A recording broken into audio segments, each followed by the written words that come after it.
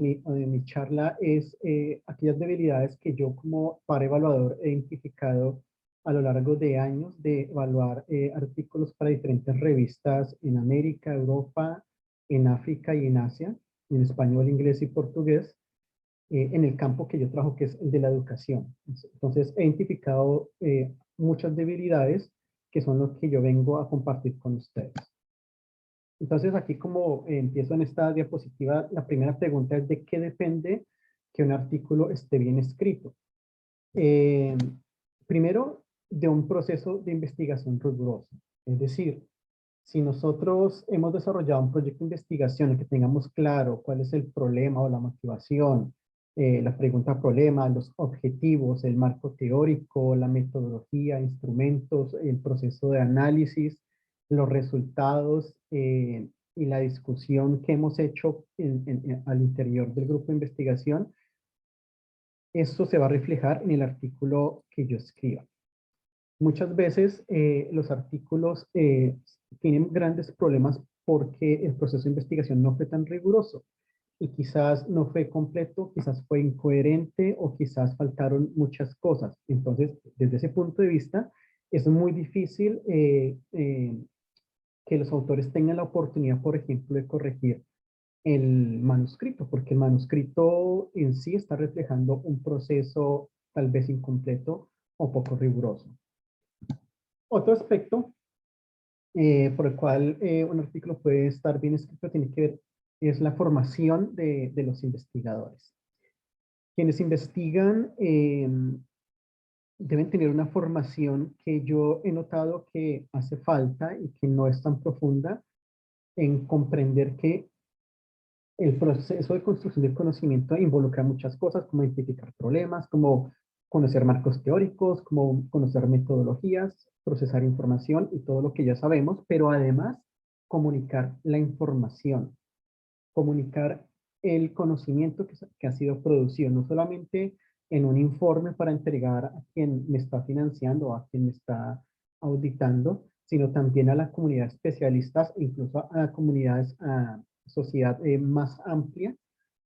Y eso implica que entonces los formadores del profesorado, que es mi área, formación de profesorado en la parte investigativa, formemos a estos nuevos investigadores en el tema de cómo comunicar, por ejemplo, en pósters, cómo comunicar verbalmente en un congreso, cómo comunicar por escrito, qué es un artículo, qué es un ensayo, qué es un estado del arte, y eso hace falta mucho. Eso lo he identificado tanto en mi formación personal, que no lo tuve, como las experiencias de otras personas y otros profesionales que están empezando a iniciarse en la investigación. Entonces, si no nos formaron en esa otra etapa de la construcción del conocimiento, pues seguramente nuestros escritos no están bien. Otro tema, pues la experiencia. Pueda que yo haya tenido una formación muy interesante, un proceso de investigación muy riguroso, pero también la experiencia de escribir y escribir es necesaria.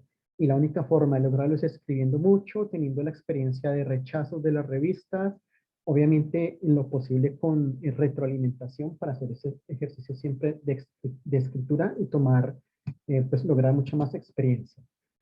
El otro aspecto es la revista, porque definitivamente cada revista tiene unas políticas, unos alcances, unos enfoques. Para algunas revistas, algunas formas, algunos estilos son permisivos y otros no. Por ejemplo, algunas revistas solamente aceptan artículos empíricos, no aceptan, por ejemplo, estudios de casos, no aceptan experiencias, no aceptan estados del arte o artículos teóricos. Entonces, por más que esté bien escrito mi documento, no va a ser interesante, no va a estar bien para algunas revistas. Entonces depende mucho de las políticas de la revista. Y otro aspecto definitivamente tiene que ver con los evaluadores. ¿Por qué? Porque aquí entra un factor que es el criterio personal. Si bien es cierto, hay ciertos consensos, hay ciertas normativas de la revista bajo las cuales los evaluadores se rigen para interpretar el texto y dar una evaluación. También es cierto que hay cosas muy personales y pareceres o criterios muy personales que pueden influir en decir si un escrito está bien o no. Bueno, ahora voy a compartirles más de lo que yo he encontrado. Por ejemplo, el principal o el primer problema que les puedo contar es que el manuscrito enviado a la revista no es un artículo de investigación, porque es un texto que presenta una postura teórica o argumento como un ensayo. Entonces, no es de investigación empírica, como pueden entender muchas revistas, sino de otra naturaleza. Es un texto de opinión. También he encontrado, muy pocas veces, pero he encontrado manuscritos en que realmente no es una reflexión sistemática, no es un ensayo argumentativo, no es una postura teórica, sino simplemente una opinión que realmente no tiene cabida en una revista o para la mayor parte de las revistas. Algunas revistas aceptan ciertas opiniones, pero obviamente con sustentos, pueden ser cortas, pueden ser cartas a los editores, pero es muy poco común que las opiniones sean aceptadas como un artículo de investigación. Es un texto de promoción. ¿A qué me refiero con esto? Porque me he encontrado yo con manuscritos que finalmente son una descripción de un programa académico de una universidad y que realmente no es un proceso de investigación, no es un proceso reflexivo, no es un proceso de evaluación, sino es un proceso de contar, mire las maravillas que hacemos, mire todo lo que ofrecemos, y básicamente a la final la evaluación fue, por favor promocione esto en la página web de su universidad, pero no en este tipo de medios que son especializados. Otro aspecto es que pueda que sea un estado del arte o revisión de literatura, que en muchas revistas no son aceptados, o es una experiencia o estudio de un solo caso, que para muchas revistas esto es un sinónimo de debilidad en el manuscrito. El segundo aspecto es que tiene que ver ya con la tipología de manuscritos y, digamos, las posibles debilidades que tenga. En el caso de que es un artículo teórico o un ensayo, puede tener las siguientes dificultades o limitaciones. Primero, que el manuscrito no plantea un problema, una motivación, una afirmación, dilema, brecha, vacío o algo que resolver a través de la nueva teoría o los nuevos argumentos.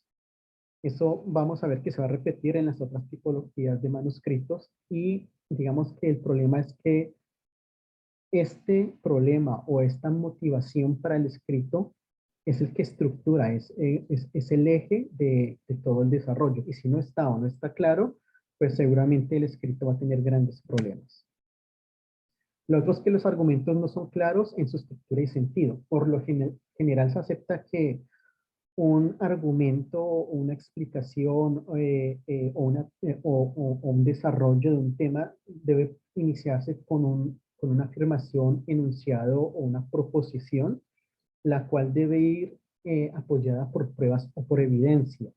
Las pruebas o la evidencia en el caso de un artículo teórico o de un ensayo pueden ser teóricas, precisamente, pueden ser que se retomen hechos históricos o hechos reales, digamos, que sean ampliamente conocidos, situaciones ampliamente conocidas para utilizarlas como evidencia que apoyen o que le den fortaleza a ese enunciado.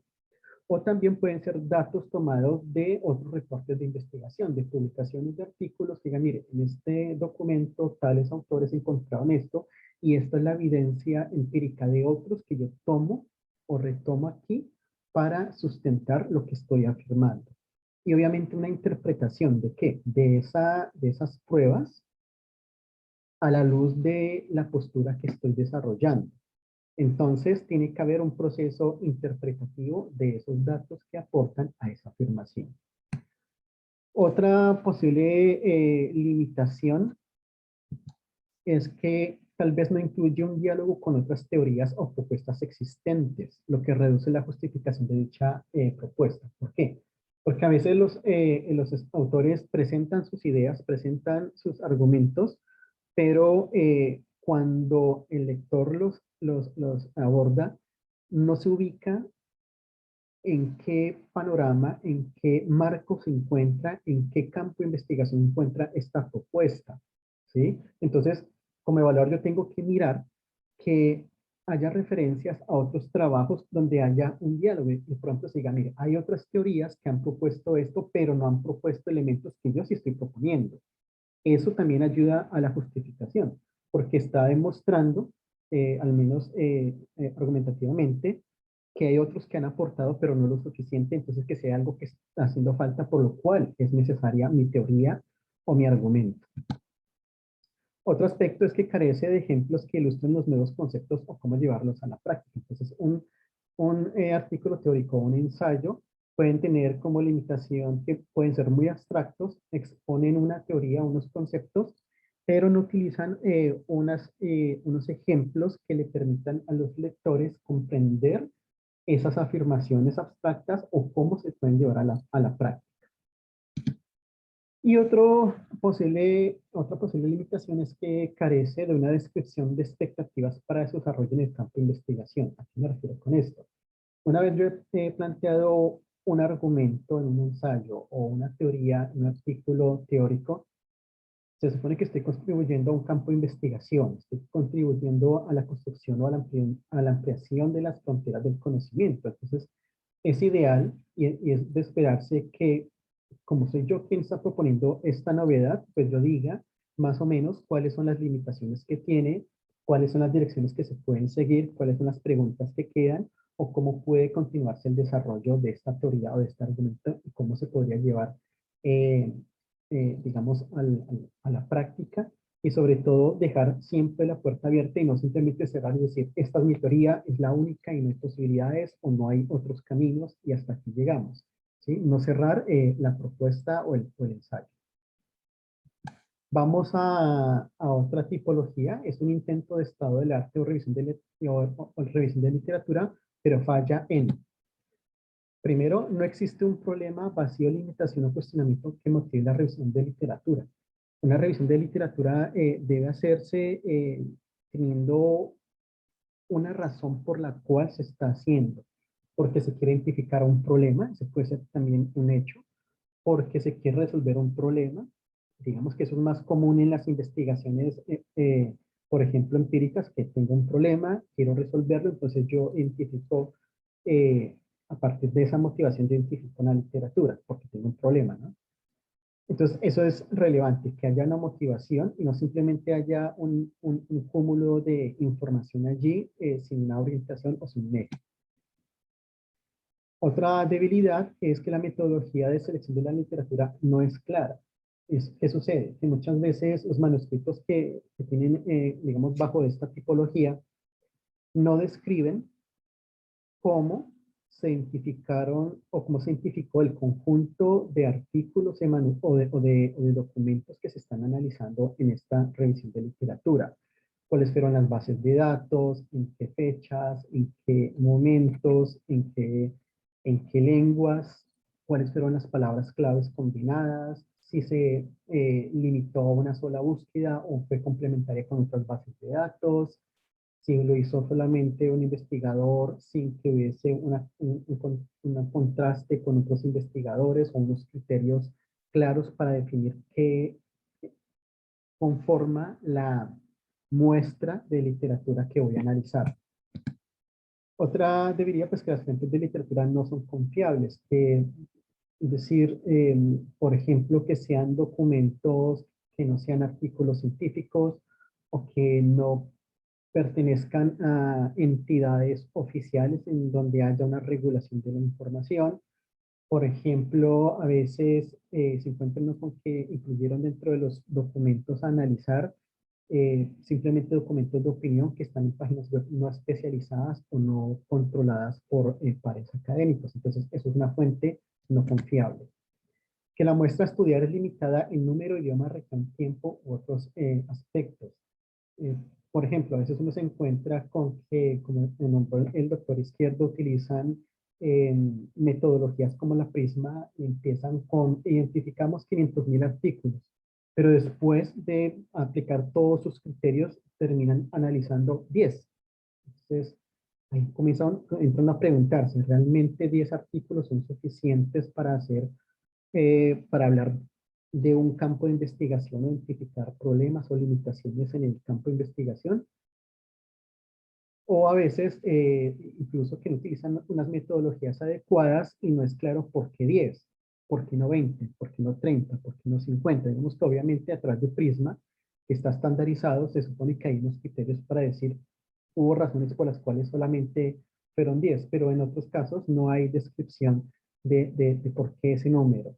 Obviamente también es muy importante ver que muchos de los estados del arte están centrados en una sola lengua. No está mal, pero si yo quiero hablar de qué es lo que está pasando en un campo de investigación, no debería quedarme solamente con, por ejemplo, el inglés como única lengua que representa lo que se está investigando en un campo, ¿sí? Dependiendo de los campos. Pero, por ejemplo, en el tema de educación, que es mi campo, para mí sí es importante ver qué están haciendo, por ejemplo, en Iberoamérica, porque son varios países, muchos millones de personas que representan algo significativo en la construcción del conocimiento. Entonces, para mí, idioma, región, tiempo son importantes.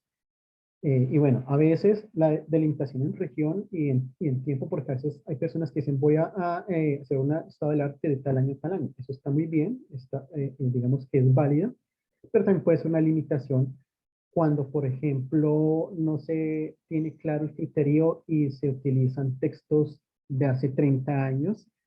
Puede ser cuestionable si esa fuente, un artículo hace 30 años, sea, digamos, totalmente válido para hablar de un campo de investigación reciente.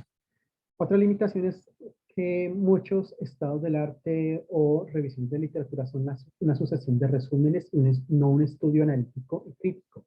Y esto, aquí quiero hacer un paréntesis porque también pasa mucho con las tesis de pregrado, maestría y doctorado. ¿Por qué? Porque no nos han enseñado o no nos han guiado o no hemos leído lo suficiente para darnos cuenta que una revisión de literatura es una abstracción, es un análisis de lo que está pasando en la literatura para identificar problemas, tendencias, vacíos, limitaciones, aportes, avances, ¿sí? Y también crítico para decir qué se ha hecho, qué no se ha hecho, o si se ha hecho, de qué manera se ha hecho, lo cual también justifica que yo haga mi contribución en mi tesis. Entonces, muchas veces me encuentra resumen de un artículo en un párrafo, luego otro párrafo de otro artículo, otro párrafo de otro artículo, pero no hay una abstracción de ello. Esos resúmenes, de cada artículo uno por uno puede que sea un paso previo a lo que debería presentarse en un estado del arte o una revisión de literatura, que es la parte analítica y la abstracción. Por último, no hay diálogo con otros estudios similares.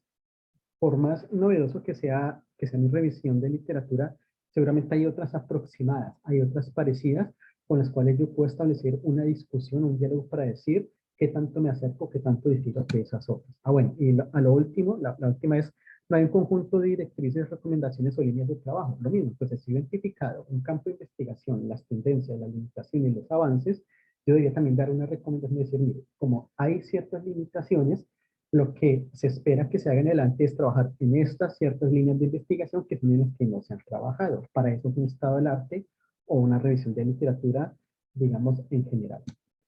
Otro tipo de documento, por ejemplo, que es una experiencia, pero carece de un tema central, preocupación, problema o aspecto a estudiar. ¿Sí? Entonces, está bien que, para algunas revistas está bien que los autores envíen experiencias, en el caso, por ejemplo, mío, experiencias de aula, experiencias educativas, pero no puede solamente narrarse la experiencia. Hay que, o es necesario, ponerla en un marco con una estructura más acercada a la propia del conocimiento científico. Y aunque mi experiencia sea única y sea innovadora, seguramente puede aportar a resolver ciertas inquietudes o a ilustrar ciertas inquietudes del campo de investigación o incluso a nivel práctico. Entonces, sí deben haber un tema central, una preocupación, un problema o algo a estudiar que cobije a esa experiencia. Las experiencias a veces carecen de la revisión de la literatura, lo mismo, es decir, está bien que es una experiencia, pero seguramente muchas otras personas han reportado experiencias similares o han analizado o estudiado experiencias similares o en el mismo campo. A veces un marco que defina el problema o aquello que se va a estudiar, porque yo puedo tener mi experiencia educativa, pero quizás en mi experiencia educativa he tomado o he decidido que voy a estudiar cómo fue el aprendizaje de mis estudiantes o cómo fue mi proceso de enseñanza o cómo fueron las interacciones entre estudiantes o interacciones entre estudiantes y profesores o la comunidad educativa completa. Es decir, hay un tema que yo voy a seleccionar para estudiar o para ilustrar a través de mi experiencia, pero debe haber un marco que me defina esa situación que yo voy a estudiar. Entonces, por ejemplo, si yo voy a decir, voy a utilizar mi experiencia para ilustrar cómo se dan las relaciones entre sujetos, pues en mi marco teórico yo debería definir cuáles son las interacciones entre sujetos en el aula, cuáles son los límites para saber en dónde estoy ubicado yo. Y lo mismo también tiene que ser la revisión de literatura, que han investigado otros en interacciones en el aula en contextos específicos. A veces también las experiencias carecen de una metodología de investigación que se diferencie de la metodología de la experiencia. Y eso también pasa mucho en en las tesis de pregrado, maestría y doctorado en educación. Una cosa es la metodología de la investigación para hacer un seguimiento a aquel constructo, problema, situación o elemento a estudiar, que por ejemplo podría ser las interacciones de los sujetos en el aula, y otra cosa es la metodología de la experiencia, es decir, el procedimiento, los pasos, las herramientas, los materiales que se utilizaron para desarrollar esa experiencia educativa.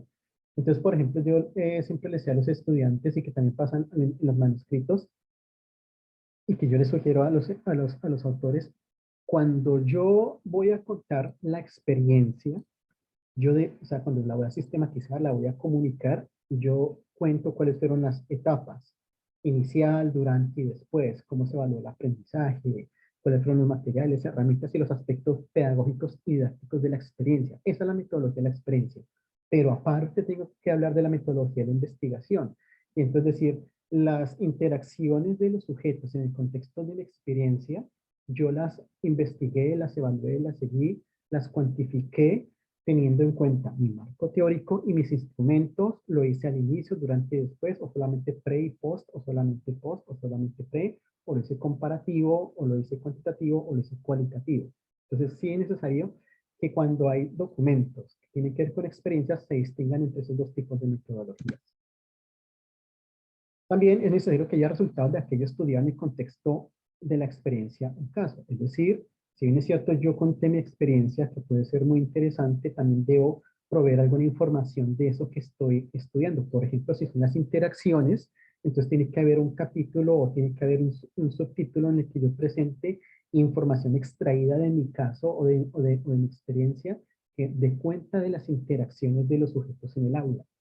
A veces eso es carente en los manuscritos sobre experiencias o casos.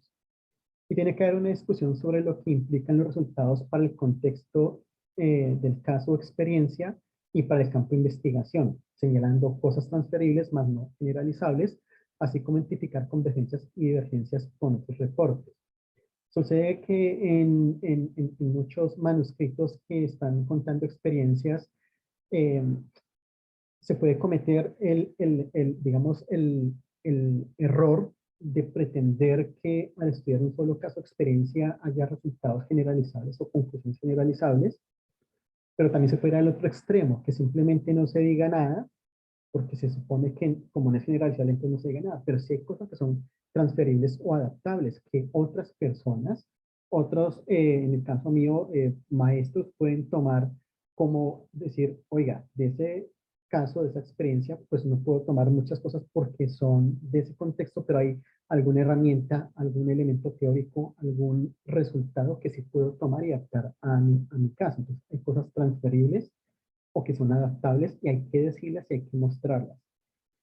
Y el tema de las convergencias y las divergencias es cuando es necesario que lo que yo he encontrado, mis hallazgos, sean comparados con otros estudios o con otros artículos, que han encontrado otros que sea similar, que yo me acerque o que sea diferente o contradictorio con lo que yo digo. De eso se trata una discusión y esto es muy frecuente que hace falta en las manuscritos de experiencia. Y unas conclusiones que resuman todo y o respondan a la pregunta problema y o sinteticen los resultados. Además, deben ser derivadas de los resultados encontrados. Esto que estoy aquí nombrando frente a las conclusiones no es solamente para los manuscritos sobre experiencia, sino para todos los tipos de manuscritos. Las conclusiones, si bien es cierto, la mayor parte de las veces sintetizan todo el discurso, todo el artículo, se espera que sea más centrado en los resultados, que respondan las preguntas o que respondan o que digan cómo se lograron los objetivos planteados, pero es muy común encontrar que los manuscritos hacen afirmaciones y construyen o presentan conclusiones que no tienen nada que ver con lo escrito, con lo estudiado y con lo analizado. Y muchas veces uno debe decir, esto está muy interesante, estoy de acuerdo, pero esto no tiene nada que ver con los resultados que ustedes presentaron. Quizás sus resultados son muy interesantes, pero no me conducen a esta conclusión que me está presentando acá. Entonces, por más interesante que sea la conclusión, no se deriva y no pertenece a este estudio. Otra cosa es que me la presente como una posible perspectiva. A futuro se podría estudiar este campo, a futuro se podría considerar esto que sí discutimos, que pudo haber venido de otros estudios o que pudo haber surgido como una nueva interrogante para el equipo de investigación y plantearlo en las conclusiones como una nueva perspectiva, pero no como una conclusión derivada de los datos. Ahora ya saliendo de las tipologías, voy a hablar de cosas más generales, y es cuando no existe coherencia entre las partes del manuscrito porque probablemente suceden varias cosas. Una es que no hay un problema definido en la introducción, es donde generalmente se espera que esté definido el problema, el cual oriente el desarrollo del artículo. Entonces, si yo tengo un problema, una motivación, una situación a estudiar definida desde el inicio, muy difícilmente las otras partes se van a conectar porque no está el eje. Entonces, yo elijo que, o yo defino que las interacciones en el aula son un problema porque de ellas depende el aprendizaje de los estudiantes y aspectos motivacionales. Entonces digo, bueno, entonces el estado del arte tiene que hablar de interacciones en el aula, tiene que hablar de aprendizaje, tiene que hablar de aspectos emocionales, por ejemplo. ¿Sí? Asimismo, la pregunta problema, los objetivos tienen que ir dirigidos hacia el tema de las interacciones en el aula. Mi marco teórico, esto también es muy interesante ver porque sucede dependiendo de la tradición en comunicación y también depende de las revistas. Algunas revistas no aceptan un marco teórico diferenciado del estado del arte o de la introducción y algunas sí. Digamos, mi postura es que el estado del arte me muestra todo lo que hay y lo que no hay, los diferentes enfoques, las tendencias, y me muestra cuáles son las oportunidades para continuar construyendo conocimiento. Pero en el marco teórico yo identifico cuál de todas esas tendencias o teorías es la que yo elijo, porque puedo haber dicho, encontré 5 teorías a través de las cuales se han abordado el problema que estoy estudiando, el tema de las interacciones, pero yo voy a elegir de todas esas 5 una, y es la que yo voy a elegir como mi marco teórico que me va a iluminar el resto de las cosas. Entonces, por eso es importante también tener en la introducción ese problema definido para saber si llego a un marco teórico en el que llega a través de esa teoría o incluso de un nuevo planteamiento o un replanteamiento de una teoría, yo voy a abordar mi problema y voy a conducir mi estudio. Y de igual manera, la metodología tiene que responder a ese problema. Porque sí me he encontrado, sí es verdad que a veces las metodologías no dan datos, producen información, pero no tienen nada que ver con el problema. Entonces sí es importante el problema como, o el elemento a estudiar como eje articulador. Bueno, ya me he adelantado algunas cosas, y es que, por ejemplo, el estado del arte es insuficiente o no relacionado con el problema. ¿Por qué insuficiente? Porque a veces uno encuentra que en una introducción, en donde hay, digamos, un problema, una justificación en estado del arte, a veces se analizan muy pocos referentes como para decir que son suficientes para mostrar o demostrar qué es lo que está pasando en un campo de investigación y decir que se justifica mi proceso de investigación. Entonces digo, bueno, muy bien, pero es que 5 o 6 artículos en el estado del arte no son suficientes para decir que conozco el campo de investigación, que se justifica lo que yo estoy eligiendo en mi proyecto de investigación. Y también puede suceder que me he encontrado con manuscritos en que el estado del arte cita artículos, pero no tienen que ver con ese problema que se supone que se va a resolver. También puede suceder que el marco teórico es insuficiente o inexistente para definir o resolver el problema. A veces sucede que los marcos teóricos no son capaces de describir el problema o mostrar los caminos a través de los cuales se va a resolver o se va a transformar lo que estoy estudiando. Entonces, a veces uno dice, bueno, está bien, van a hablar del tema de las interacciones en el aula, pero no me está definiendo qué es una interacción, qué tipo de interacciones hay, cuáles son las dimensiones, cuáles son los factores, cuáles son las implicaciones, porque eso también se supone que va a iluminar en algún momento mi metodología, porque si yo digo que solamente hay dos tipos de interacciones, pues mi metodología solamente va a estudiar dos tipos de interacciones.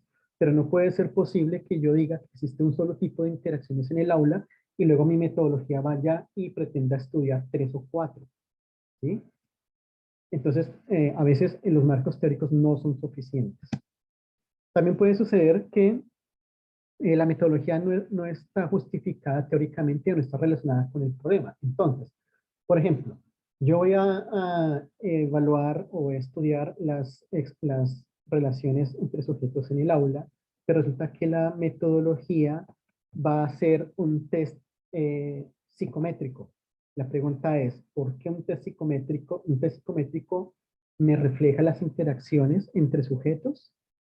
¿Será que sí o será que no? A veces sucede que no. Pueda que haya una argumentación para ello, pero al tipo de textos que me refiero, no hay. Entonces digo, pero si estamos hablando de interacciones, estamos hablando de acciones entre sujetos, uno esperaría que la metodología tuviera que ver con observaciones, con etnografía, con grabaciones, filmaciones, con entrevistas quizás, pero a veces un instrumento, por ejemplo, tipo escala Likert, puede ser no suficiente para hablar de las interacciones. Pueda que una escala Likert o un test psicométrico me dé cuenta de las opiniones, de las intenciones que tienen los sujetos, pero no me está dando cuenta en sí de las interacciones en el aula. Entonces puede que ese sea uno de los problemas de la coherencia. O que el marco teórico, por ejemplo, que en la metodología voy a estudiar, por ejemplo, una dimensión emotiva de las interacciones, una dimensión, por ejemplo, no sé cómo decir, bueno, quizás cognitiva que tiene que ver con las interacciones, pero eso nunca lo definí en el marco teórico. Entonces ahí digo, no hay conexión entre metodología y marco teórico. El marco teórico nunca me definió esas dimensiones que se supone que yo voy a estudiar, entonces no hay coherencia. También los resultados son interesantes, pues sus resultados son interesantes, pero no tienen que ver con el problema definido. Eso pasa mucho, es muy común. Yo miro los resultados, digo, son muy interesantes, aportan, pero no para lo que se supone que se habían recolectado y analizado. A veces sucede que los investigadores no han definido o no han justificado muy bien el problema, pero sí tuvieron claro qué fue lo que hicieron. Yo sé que eso podría parecer un problema más grave, pero a veces tiene que ver con que no aceptamos que la investigación no siempre es lineal, sino que puede ser cíclica, puede ser más compleja, y a veces con los resultados yo puedo comprender mejor la definición del problema y delimitarlo mejor. Entonces, yo puedo incluso devolverme a veces a reformular cosas. Eso depende de la mentalidad de quien esté abordando la investigación y de los jurados, porque para gente simplemente es lineal y no se puede cambiar nada. Pero a veces yo digo, estos datos, estos hallazgos son muy importantes, son muy relevantes. Quizás ustedes deben orientar el argumento inicial hasta estos elementos y así tener coherencia y no perder algo que por una mal comunicación eh, no se ha presentado para que aporte otros contextos. Esto lo digo porque cuando uno ve que los datos son muy interesantes, quiere decir que sí hubo rigurosidad en recolección de información con los instrumentos y el procesamiento de la información. Digo, ok, eso quiere decir que fue un proceso metodológicamente riguroso, pero falta más en la construcción de lo que antecede en cuanto a argumento. Otro aspecto es que el procesamiento de la información no es clara y no hay evidencia de que demuestren lo afirmado. Cuando uno encuentra hallazgos en algunos manuscritos, a veces hacen afirmaciones, pero no hay evidencia o no hay datos dentro del estudio que apoyen esa afirmación. Entonces pueda que me digan las interacciones de sujetos en el aula dependen, por ejemplo, de aspectos culturales, pero no hay extractos de conversaciones, no hay fragmentos de descripciones, no hay fragmentos de entrevistas o no hay datos de encuestas o de test que muestren elementos culturales que influyen sobre las relaciones entre sujetos. Digo, sí, yo estoy de acuerdo, seguramente aspectos culturales inciden en las interacciones entre los sujetos, pero los datos que ustedes me han presentado no tienen que ver con eso o no hablan de eso, entonces no es coherente. Otro problema es que la discusión es nula o no aborda las implicaciones de los resultados.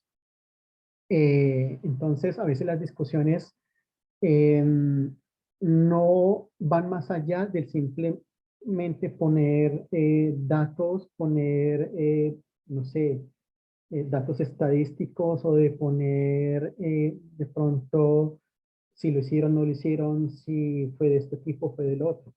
El tipo de interacción, por ejemplo, si la interacción fue, digamos, positiva, si fue negativa, no sé. Entonces, más allá del dato, hay que discutir qué implica eso para el campo de investigación, qué implica eso para la formación de los profesionales en el campo, qué implica eso para la política pública, qué implica en el caso de la educación para el currículo, para la práctica en el aula, por ejemplo. Y obviamente la discusión también tiene que ver con conexión entre resultados y también otras investigaciones externas. Entonces, a veces eso no está presente.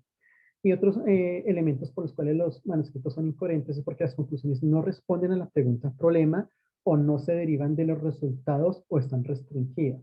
Entonces, eso es muy común, como ya les decía, son delimitaciones de las conclusiones presentes en todas las tipologías o tipos de textos.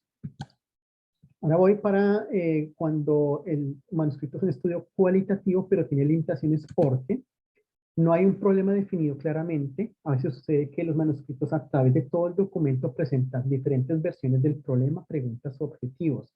Y entonces el dice, yo como evaluador puedo encontrar 5 o 6 tipos de problemas diferentes o 5 o 6 objetivos diferentes. Digo, eso es una gran limitación porque a veces por el tema del estilo, de cambiar palabras, que suene mejor, que sea más interesante, termina por deformarse lo que se está comunicando y termina siendo otro problema o termina siendo otra pregunta, otro objetivo. Es mejor repetir y siempre irse con el mismo enunciado, con la misma pregunta, con el mismo objetivo para que no hayan esas limitaciones. Otra cosa es que a veces también en los estudios cualitativos sucede que la revisión de la literatura no es suficiente, como ya lo decía. A veces el marco teórico es disperso porque se utilizan muchos conceptos, se utilizan muchos enfoques y al final la pregunta de uno como evaluador es ¿cuál es aquel marco, teoría o concepto o grupo de conceptos que van a guiar su investigación? Ya no es como el estado del arte, que son todos los que existen, sino cuál fue el que eligió. Entonces, o por ejemplo, cuando están utilizando categorías previas o de análisis, no son definidas en el marco teórico. Entonces digo, puedo hacer un estudio cualitativo, pero con categorías previas de análisis, como va a ser interacciones positivas, interacciones negativas o interacciones incluyentes, interacciones excluyentes. Yo tenía que haber definido esas categorías previas o de análisis en mi marco teórico.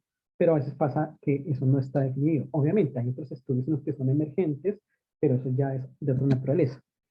A veces la metodología describe muchos enfoques que no se ven reflejados en el estudio. Me ha pasado que muchos manuscritos dicen, esto es una investigación crítica, emancipatoria, constructivista, y muchas cosas muy interesantes, pero cuando uno revisa la implementación, el procedimiento, uno se pregunta, ¿en dónde está lo crítico? ¿En dónde está lo emancipatorio? ¿En dónde está lo participativo? Yo veo aquí un excelente estudio cualitativo normal basado en entrevistas o en observaciones y diarios de campo, pero no hay nada que sea participativo ni que sea emancipatorio. Entonces, eso puede ser a veces una de las debilidades de los textos cualitativos.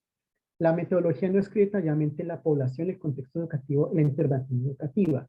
Si bien es cierto, decir que es una etnografía es muy importante, decir que pues, cómo se hizo la etnografía, los diarios de campo, todo eso es muy importante, pero también es importante hablar del contexto en el que se hizo la etnografía o el estudio o la observación o la medición. Entonces sí hay que hablar cuál fue la población, su contexto, qué elementos hay, qué tipo de sujetos, que pueden ser relevantes a la hora de comprender la coherencia o la importancia o el alcance del estudio.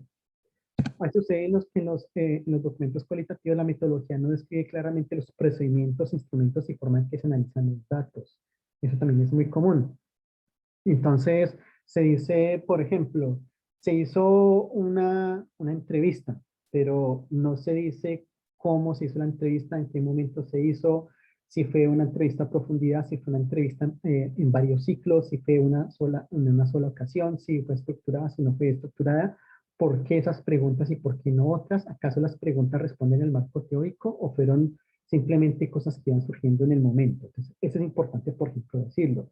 Por ejemplo, si a veces se está haciendo, por ejemplo, en el aula, recolectamos, por ejemplo, los dibujos que hicieron los estudiantes sobre cómo ven el aula, no hay una descripción de cuáles fueron los criterios para que hicieran esos dibujos, por qué se recolectaban esos dibujos y no otras fuentes, ¿sí?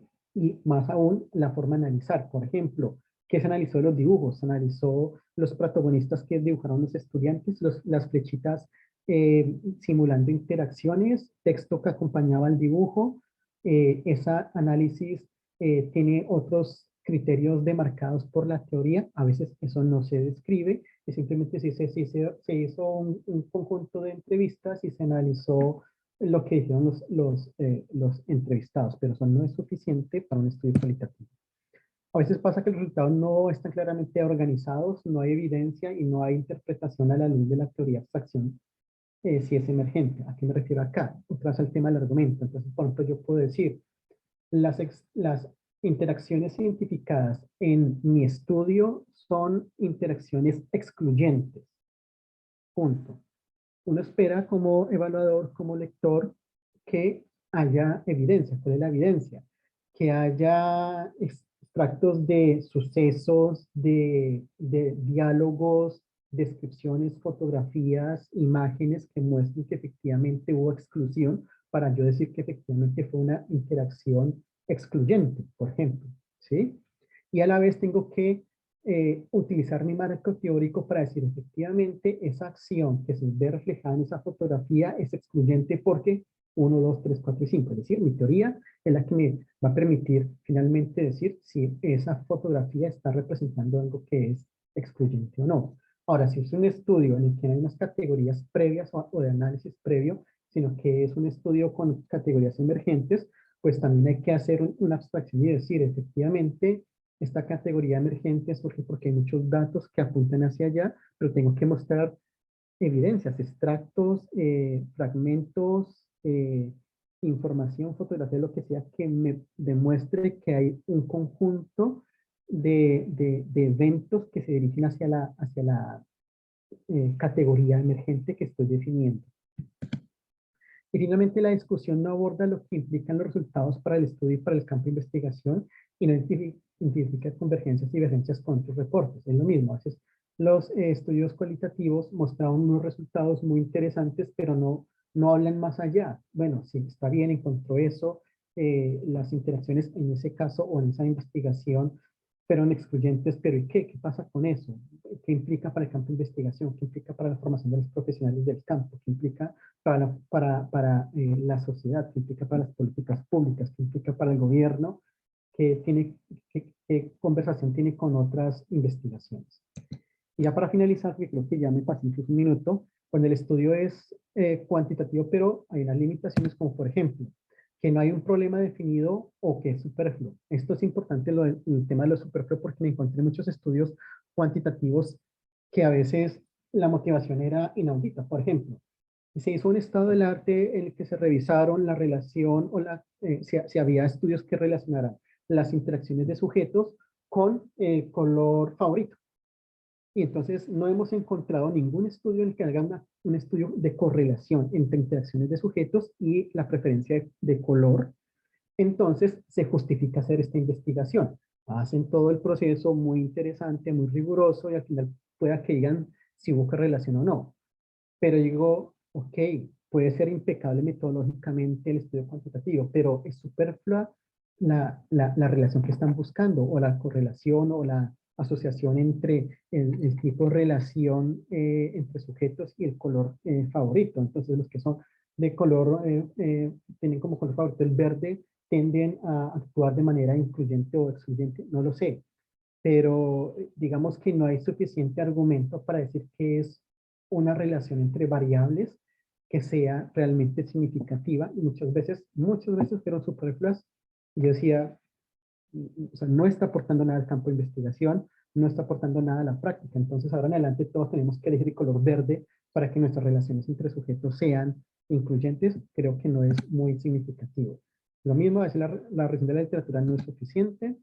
A veces los marcos teóricos son dispersos, son inexistentes. Muchos estudios cuantitativos no tienen un marco teórico, sino que simplemente dicen, estos son los estudios que se han hecho en torno al tema y se ha encontrado que hay muy pocos estudios en el campo. Y entonces proceden a aplicar sus encuestas, sus test, pero no hay un marco teórico que defina el problema. La metodología puede ser a veces muy impecable, pero no responde al problema. Eso también pasa. Lo mismo, pueda que estos autores hayan hecho un proceso muy riguroso, muy bien definido con sus instrumentos, con todos sus análisis, pero en la forma que comunicaron, definieron el problema, pues no es suficiente o no está conectada a esos datos. Entonces puede suceder que los datos sean muy interesantes, pero nada que ver con ese problema.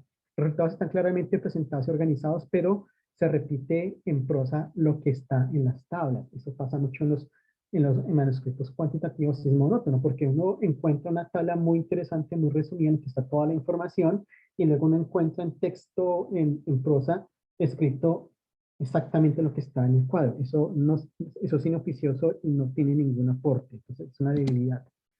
Otro aspecto es que la discusión a veces repite los hallazgos, no aborda la implicación educativa a nivel de aula, por ejemplo, en planificación, enseñanza, aprendizaje y evaluación, en el currículo, en la formación del profesorado, política educativa, docencia universitaria, en el caso de mi campo, que es la educación. Lo que les decía, cuando el problema abordado es superfluo, la discusión también es superflua, porque yo digo, bueno, ¿y qué con esos datos? ¿Y qué con esa correlación que encontraron? Para qué me sirve a mí eso? Si soy profesor, soy promotor de profesores, soy diseñador de políticas públicas, ¿para qué me sirve decir, oh, o sea, hay una correlación entre el tipo de interacción y el color favorito? Si me discute, si me explica, quizás yo termine por avalar el manuscrito, pero simplemente dijo, sí, hay correlación. ¿Y qué pasa con que haya correlación? No lo discuto. O a veces las conclusiones son muy reduccionistas y la conclusión simplemente es, sí, hay correlación. Ok, sí hay correlación, pero ¿y qué más? ¿Para dónde va el campo de investigación? ¿Para qué sirve esto? Entonces hasta ahí les dejo, me pasé creo que un montón, 5 minutos, no sé cómo estoy de tiempo, muchas gracias. Muchas gracias, doctor Julio. Vamos a iniciar con las preguntas. Invitamos a los participantes a levantar la mano para iniciar la ronda de preguntas si hubiera. ¿Sí? A ver, tenemos una consulta. ¿Dejo de compartir mi pantalla o la sigo compartiendo? No hay problema, doctor. Si desea, le puede seguir compartiendo. Okay. Vamos a iniciar. Vamos a darle el uso de la palabra a Leonardo Velarde. Adelante, Leonardo. ¿Cuál es su consulta? Gracias. Doctor Tovar, empiezo por felicitar su didáctica de enseñarnos a partir del error. Esto es muy importante. En un aprendizaje que se hace en base al error, lo que no debe hacerse, o las debilidades. Magnífica esa técnica, esa didáctica. Mi pregunta es concreta. El tema es amplio, es abundante. Así como cuando hacemos tesis, ya sea de pregrado o de posgrado, trabajamos con la famosa matriz de coherencia o de consistencia. ¿Existe la posibilidad o existe técnicamente una matriz que nos pueda ayudar a elaborar un artículo siempre buscando el alineamiento entre todas sus partes o elementos? Gracias por su respuesta. Ok. Yo no conozco matrices que estén circulando como una estructura, digámoslo así, contundente. Cuando yo daba el seminario de investigación educativa en pregrado y en maestría, yo construía unas matrices en las que yo les mostraba a los estudiantes elementos como estos. Les decía, mire, en su introducción debería encontrarse ciertos elementos y les podían, por ejemplo, extractos de artículos que evidenciaban y ellos podían visualizar en un artículo real cómo se podían encontrar o cómo se hilaban esos elementos, por ejemplo, en la introducción. Luego les decía, bueno, está bien, en su marco teórico deberían encontrarse tales aspectos. Yo construía mis propias matrices para mis estudiantes, ¿sí? Pero creo que también en cierto momento es importante para la formación, pero no siempre debe seguirse una matriz porque también depende de los enfoques de investigación, de las tradiciones, como les decía, también depende de las revistas. Puede que yo en la parte formativa utilice una matriz para mis estudiantes, pero cuando yo enviar a cierta revista tengo que mirar las normas de esa revista y mirar qué es lo que entiende esa revista para cada sección. Y muchas revistas dicen, en la introducción debe presentar esto, en los resultados de presentar esto, muchas, no todas, pero algunas sí lo hacen. Entonces sí es importante tener matrices, pero no casarnos con una sola porque también depende de las revistas. Dígame, disculpe, permítame una breve respuesta o pregunta complementaria. El número de páginas de un artículo, ¿usted opina cuál entonces debería ser el máximo al respecto? Por favor. Yo no puedo decir nada porque eso depende de las políticas de la revista. Por ejemplo, hay revistas, yo he notado que entre la revista tiene un impacto mayor, exige menor cantidad de palabras. Por lo general, ya, digamos, se mide en palabras, a veces en caracteres, más no tanto en páginas. A veces se dice que cuando el tamaño de la letra y el interlineado son estos y estos, no debe exceder determinado número de páginas, pero a la final eso depende de cada revista. Por ejemplo, hay revistas de alto impacto que dicen un artículo de 6.000 palabras. Para mí eso es inaudito porque como soy cualitativo, yo escribo mucho y debería ser un estudio cuantitativo que me permite solamente escribir 8 páginas que contengan 6.000 palabras. Pero, por ejemplo, hay otras revistas que dicen puede incluir hasta 10.000 palabras, que esos pueden ser 20 páginas, ¿sí? En promedio, las revistas de mi campo, que es en educación cualitativo, el promedio está entre las 7.000 y las 8.000 palabras, que eso pueden ser unas 15 páginas más o menos de Times New Roman número 12, interlineado sencillo. Pero Le agradezco sus respuestas, muy amable. Muchas gracias, doctor Julio, por la respuesta. Continuando con la ronda de preguntas, los invitamos a realizar sus consultas levantando la mano para poder darles el permiso y puedan encender el micrófono o también hacerlo por el chat. Sí, estimado magíster Oscar.